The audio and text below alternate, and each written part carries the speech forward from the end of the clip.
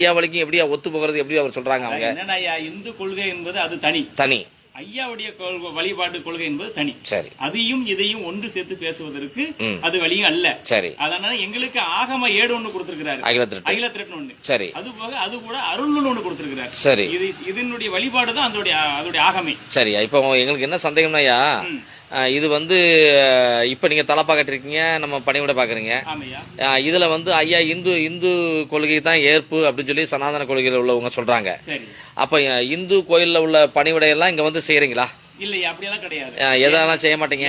காரணம் அது சிலை வழிபாடு. சிலை வழிபாடு. ஆமா, இங்க சிலை வழிபாடு கிடையாது. ஏன்னா இது ஏக பரம்பொருள். ஆமா, இல்லைங்களா? சிலை வழிபாட்டுக்கும் ஐயாவுடைய வழிபாட்டுக்கும் சில வித்தியாசங்கள் இருக்கு. சரி. என்னெல்லாம் இந்து கோயில்ல இருக்கு, இங்கெல்லாம் என்னெல்லாம் செய்ய மாட்டீங்க? காரணம் இங்க சிலை வழிபாட்டு என்பது சொல்றது அது இந்துக்கள், அது நம்ம மறுக்கல. ஆனா இங்க ஐயா வழிபாட்டுக்கும் சனாதனத்துக்கும் சம்பந்தம் கிடையாது. காரணம் என்னன்னா அதுக்கு உங்களுக்கு